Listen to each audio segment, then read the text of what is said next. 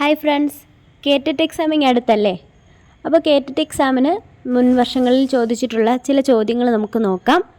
വളരെ ഇമ്പോർട്ടൻ്റ് ആണ്, ലാസ്റ്റ് വരെ കാണുക. Okay, child development and pedagogy എന്നുള്ള പോർഷനിൽ നിന്ന് 30 ക്വസ്റ്റ്യനാണ് നമുക്ക് ചോദിക്കുന്നത്. അതിൽ 10 ക്വസ്റ്റ്യനാണ് നമ്മളിന്ന് ഡിസ്കസ് ചെയ്യുന്നത്.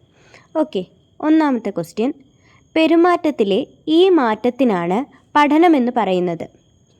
ഓപ്ഷൻ എ പിൻവലിക്കൽ, തുടർച്ച, പരിഷ്കരണം, അണഞ്ഞുപോകൽ. Withdrawal, continuation, modification, extinction. അപ്പോൾ ഇതിലേതായിരിക്കും ആൻസർ വരുന്നത്? അപ്പോൾ പഠനത്തിൽ നമുക്ക് എന്തുണ്ടാവണം? പഠിക്കും തോറും നമുക്ക് മോഡിഫിക്കേഷൻ ഉണ്ടാവണം, അല്ലേ? പരിഷ്കരണം ഉണ്ടാവണം.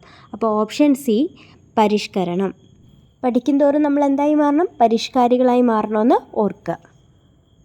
രണ്ടാമത്തെ ക്വസ്റ്റ്യൻ: പിയാഷെയുടെ അഭിപ്രായത്തിൽ 2 മുതൽ 7 വയസ്സ് വരെയുള്ള കുട്ടി താഴെ പറയുന്ന വികാസത്തിൻ്റെ ഏത് ഘട്ടത്തിലാകും? Formal operational, concrete operational, sensory motor, pre operational. Jean പിയാഷെ അവതരിപ്പിച്ച ബുദ്ധിവികാസ ഘട്ടങ്ങളൊക്കെ നിങ്ങൾ പഠിച്ചിട്ടുണ്ടാവും. അപ്പോൾ അതൊന്നുകൂടെ ഓർക്കുക. ഇന്ദ്രിയ ചാലക ഘട്ടം അല്ലെങ്കിൽ സെൻസറി മോട്ടോർ സ്റ്റേജ് എന്ന് പറയുന്നത് എത്ര വയസ്സ് മുതൽ എത്ര വയസ്സ് വരെയാണ്? കുട്ടി ജനിക്കുന്നത് മുതൽ, അതായത് 0 വയസ്സ് മുതൽ 2 വയസ്സ് വരെയാണ്. അത് കഴിഞ്ഞ് വരുന്ന സ്റ്റേജാണ് പ്രീ ഓപ്പറേഷണൽ സ്റ്റേജ്. അതായത് ഒന്നെങ്കിൽ 2 വയസ്സ് മുതലെന്നോ അല്ലെങ്കിൽ 3 വയസ്സ് മുതൽ 7 വയസ്സ് വരെയാണ് പ്രാക്രിയാത്മക ഘട്ടം അല്ലെങ്കിൽ പ്രീ ഓപ്പറേഷണൽ സ്റ്റേജ്. അടുത്തത് 7 വയസ്സ് മുതൽ 11 വയസ്സ് വരെയുള്ള ഘട്ടമാണ് ക്രിയാത്മക ഘട്ടം അല്ലെങ്കിൽ കോൺക്രീറ്റ് ഓപ്പറേഷണൽ സ്റ്റേജ്. പിന്നീടോ 11 വയസ്സ് മുതലുള്ള ഘട്ടമാണ് ഫോർമൽ ഓപ്പറേഷണൽ സ്റ്റേജ് അല്ലെങ്കിൽ പരികൽപ്പക നിഗമന ഘട്ടം. ഓക്കെ, അപ്പോൾ ഇവിടെ ഏതായിരിക്കും ആൻസർ? 2 വയസ്സ് മുതൽ 7 വയസ്സ് വരെ ആകുമ്പോൾ പ്രീ ഓപ്പറേഷണൽ സ്റ്റേജ്. മൂന്നാമത്തെ ക്വസ്റ്റ്യൻ: രേഖ വൃത്തിക്കും അടുക്കും ചിട്ടയ്ക്കും അമിത പ്രാധാന്യം നൽകുന്ന ഒരാളാണ്. ഏത് സൈക്കോസെക്ഷൽ ഘട്ടത്തിലാണ് രേഖയ്ക്ക് ഫിക്സേഷൻ ഉണ്ടായിട്ടുള്ളത്? അപ്പോൾ ഇവിടെ സൈക്കോസെക്ഷൽ ഘട്ടം എന്നൊക്കെ പറയുമ്പോൾ നമ്മൾ ആരുടെ പേര് ഓർക്കണം? ഫ്രോയിഡിൻ്റെ പേര് ഓർക്കണം. ഓക്കെ, അപ്പോൾ അദ്ദേഹം മുന്നോട്ട് വെച്ച 5 മനോലൈംഗിക വികാസങ്ങളുണ്ട്. അത് നമുക്ക് വരും ക്വസ്റ്റ്യനിൽ പറയാമേ. അപ്പോൾ ഇവിടെ ഏതായിരിക്കും ആൻസർ വരുന്നത്? വൃത്തി, അടുക്കും ചിട്ട. അപ്പോൾ അതുമായിട്ടൊക്കെ ബന്ധപ്പെട്ട സ്റ്റേജാണ് ഓപ്ഷൻ എ, ഏനൽ സ്റ്റേജ് അല്ലെങ്കിൽ ഗുദഘട്ടം എന്ന് പറയുന്നത്. അപ്പോൾ അവിടെ നമ്മൾ 2-ാം വയസ്സിൽ തുടങ്ങുന്ന ഈ ഘട്ടത്തിലാണ് ഈറോജെനിക്സ് സോൺ എന്ന് പറയുന്നത് ഗുദഭാഗമായിരിക്കും, നമ്മുടെ ഏനൽ ഭാഗമായിരിക്കും. അതായത് ടോയ്ലറ്റ് ട്രെയിനിങ് ഫേസ് എന്നും ഈ ഘട്ടം അറിയപ്പെടുന്നുണ്ട്. അപ്പോൾ ടോയ്ലറ്റ് ട്രെയിനിങ്ങിൻ്റെയൊക്കെ ഭാഗമായിട്ട് നമുക്ക് എന്തുണ്ടാവും? ഒരു വൃത്തിയും അടുക്കും ചിട്ടയും ഒക്കെ ലഭിക്കും. ഓക്കെ, അപ്പോൾ അവിടെ ഏതാണ് ഓപ്ഷൻ എന്ന് പറയുന്നത്? Anal stage. നാലാമത്തെ ക്വസ്റ്റ്യൻ: മനഃശാസ്ത്രത്തിലെ 2-ാം തരംഗമായി വിശേഷിപ്പിക്കുന്നത് ഇതിനെയാണ്. Psycho analysis, humanism, learning, gestalt. ഏതായിരിക്കും ആൻസർ? മനഃശാസ്ത്രത്തിലെ 2-ാം തരംഗമായി വിശേഷിപ്പിക്കുന്നത് ഹ്യൂമനിസത്തെയാണ്. Option B, humanism. അഞ്ചാമത്തെ ക്വസ്റ്റ്യൻ: സിഗ്മണ്ട് ഫ്രോയിഡിൻ്റെ സൈക്കോസെക്ഷൽ ഘട്ടങ്ങൾ ക്രമപ്രകാരം രേഖപ്പെടുത്തിയിരിക്കുന്നത് ഇങ്ങനെയാണ്. Option A oral, anal, phallic, latency. Option B latency, oral, anal, phallic. C phallic, oral, anal, latency. D oral, phallic, latency, anal. ഏതായിരിക്കും ആൻസർ വരുന്നത്? ഇതാണ് നമ്മൾ നേരത്തെ പറയാമെന്ന് പറഞ്ഞ ഒരു ക്വസ്റ്റ്യൻ. ഇപ്പോൾ നമ്മൾ പറഞ്ഞു ഫ്രോയിഡ് മുന്നോട്ട് വെച്ച 5 മനോലൈംഗിക വികാസഘട്ടങ്ങളിൽ ക്രമപ്രകാരം പറയുമ്പോൾ എങ്ങനെയാണ്?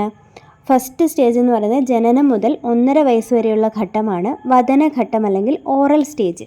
2-ാം വയസ്സ് മുതൽ തുടങ്ങുന്ന ഘട്ടമാണ് ടോയ്ലറ്റ് ട്രെയിനിങ് ഘട്ടം അല്ലെങ്കിൽ ഗുദഘട്ടം അല്ലെങ്കിൽ ഏനൽ സ്റ്റേജ് എന്ന് പറയുന്നത്. ഓക്കെ, പിന്നീട് 3 വയസ്സ് മുതൽ 5 വയസ്സ് വരെയുള്ള ഘട്ടമാണ് ആൺ പെൺ വ്യത്യാസം തിരിച്ചറിയുന്ന വികാസഘട്ടം ഉണ്ടല്ലോ, അതാണ് ലിംഗഘട്ടം എന്ന് പറയുന്നത്. അപ്പോൾ ഇവിടെ ഓപ്ഷനിൽ ഏതാണ്? ഫാലിക് സ്റ്റേജ് എന്ന് പറയുന്നത് ഈ ലിംഗഘട്ടമാണ്. ഓക്കെ, അടുത്തത് സ്വലിംഗത്തിൽപ്പെട്ട സമപ്രായക്കാരുമായി കൂട്ടുകൂടി കളിക്കാൻ താല്പര്യം കാണിക്കുന്ന ഘട്ടം, അതായത് 5 വയസ്സ് മുതൽ കൗമാരം വരെയുള്ള ഒരു ഘട്ടമാണ് നിർലീന ഘട്ടം അല്ലെങ്കിൽ ലേറ്റൻസി സ്റ്റേജ് എന്ന് പറയുന്നത്. ഓക്കെ, അടുത്തതാണ് ശാരീരിക മാറ്റങ്ങൾ മൂലം എതിർ ലിംഗത്തിൽപ്പെട്ടവരോടുള്ള താല്പര്യം വളരുന്ന ഘട്ടം, അതായത് കൗമാരത്തിന് ആ ഒരു ശേഷമുള്ള ഘട്ടമുണ്ടല്ലോ, കൗമാര കാലഘട്ടം. ആ ഒരു കാലഘട്ടമാണ് ജനനേന്ദ്രിയ ഘട്ടം അല്ലെങ്കിൽ ജെനൈറ്റൽ സ്റ്റേജ് എന്ന് പറയുന്നത്. ഓക്കെ, ഇതാണ് 5 ഘട്ടങ്ങൾ. അപ്പോൾ ഇവിടുത്തെ ഓപ്ഷൻ ഏതാണ്? Option A oral, anal, phallic latency. വാതിൽ പൂട്ടുന്നത് താഴെ പറയുന്നതിൽ ഏതിൻ്റെ ഉദാഹരണമാണ്? വാജ്യശൃംഖല, മനോശൃംഖല, ചലനശൃംഖല, മനോചലന ശൃംഖല. അപ്പോൾ അവിടെ എന്താണ്? ഒരു മോഷൻ അല്ലെങ്കിൽ ഒരു ചലനമാണ് നടക്കുന്നത് അല്ലേ? അപ്പോൾ അവിടെ ഏതാണ്? ചലനശൃംഖല. ഓപ്ഷൻ സി ചലനശൃംഖലയാണ് ആൻസർ. 7ാമത്തെ ക്വസ്റ്റ്യൻ, കുട്ടികളുടെ ബൗദ്ധിക വികാസത്തിൻ്റെ 4 ഘട്ടങ്ങൾ രേഖപ്പെടുത്തിയത് ആരാണ്? എറിക്സൺ, കോൾബർഗ്, ഫ്രോയിഡ്, പിയാഷെ. ഇവിടുത്തെ ആൻസർ വരുന്നത് പിയാഷെയാണ്. Option D പിയാഷെ. പിയാഷെയുടെ വൈജ്ഞാനിക വികസന ഘട്ടങ്ങൾ ഏതൊക്കെയാണ്? പരിപക്വനം അഥവാ മെച്ചുറേഷൻ, അനുഭവം എക്സ്പീരിയൻസ്, സാമൂഹിക കൈമാറ്റം സോഷ്യൽ ട്രാൻസ്മിഷൻ, മനോസന്തുലനത്വം, പ്രിൻസിപ്പിൾ ഓഫ് ഇക്വിലിബ്രേഷൻ. അപ്പോൾ ഇത്രയാണ് പിയാഷെയുടെ 4 ബൗദ്ധിക വികാസ ഘട്ടങ്ങൾ.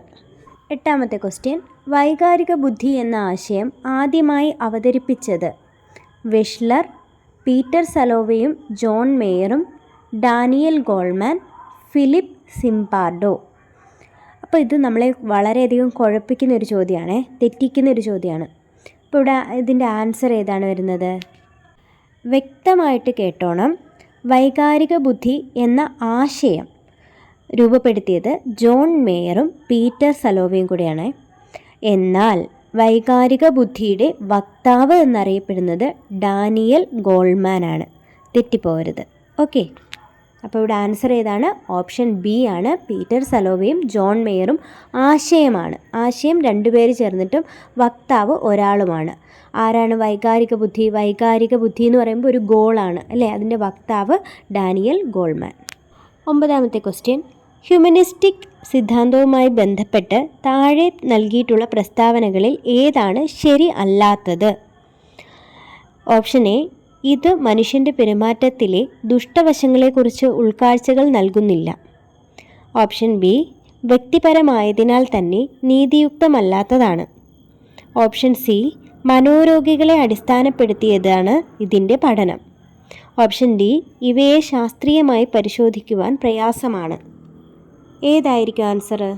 മാനവികതാവാദത്തെപ്പറ്റി പറയുമ്പം ഓരോ വ്യക്തിയിലും സ്വയം പ്രവർത്തനക്ഷമതയും സർഗപരതയും വ്യക്തിവികസനവും പ്രയോജനപ്പെടുത്തി ആത്മസാക്ഷാത്കാരം കൈവരിക്കാനുള്ള ശേഷി വ്യക്തമാക്കുന്നതാണ് മാനവിക സമീപനം. അപ്പോൾ ഇവിടെ ഏതായിരിക്കും തെറ്റായിട്ട് വരുന്നത്? അതായത് ഒരു മനുഷ്യൻ്റെ ഡെവലപ്മെൻറ്റിനെ പറ്റിയാണ് പറയുന്നത്. അപ്പോൾ അതിൽ ഏതാണ്? ഓപ്ഷൻ സി, മനോരോഗികളെ അടിസ്ഥാനപ്പെടുത്തിയാണ് ഇതിൻ്റെ പഠനം. അത് തെറ്റല്ലേ? മനോരോഗികളെ അടിസ്ഥാനപ്പെടുത്തി പഠിച്ചു കഴിഞ്ഞാൽ നമ്മുടെ ആത്മസാക്ഷാത്കാരത്തിലെത്തുന്നതിനെ പറ്റിയൊക്കെ നമുക്ക് പറയാൻ പറ്റുമോ? ഇല്ല. 10ാമത്തെ ക്വസ്റ്റ്യൻ, താഴെ കൊടുത്തിരിക്കുന്നതിൽ ഏതാണ് വ്യതിരിക്തമായ ബോധനത്തിൻ്റെ ഉദാഹരണം? ഓപ്ഷൻ എ, ക്ലാസിൻ്റെ പകുതിയെയും ഗൃഹപാഠം ചെയ്യുന്നതിൽ നിന്നും ഒഴിവാക്കുക. ഓപ്ഷൻ ബി, പെൺകുട്ടികളെ പോസ്റ്റർ ഉണ്ടാക്കാനും ആൺകുട്ടികളെ പ്രബന്ധം എഴുതാനും നിർദ്ദേശിക്കുക.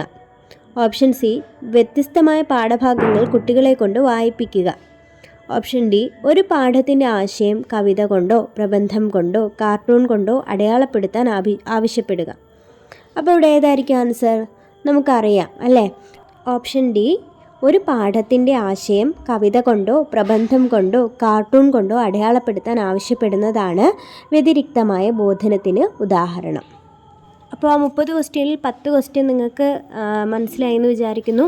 അപ്പോൾ നമുക്ക് ബാക്കി ക്വസ്റ്റ്യനുകൾ ഉടനെ തന്നെ ഉണ്ടാവും.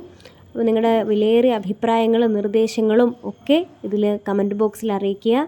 ഓക്കെ, സബ്സ്ക്രൈബ് ചെയ്യാത്തവർ സബ്സ്ക്രൈബ് ചെയ്യുക. ക്ലാസ് ഇഷ്ടപ്പെട്ടെങ്കിൽ മറ്റുള്ളവർക്ക് കൂടെ ഷെയർ ചെയ്യുക. Okay, by.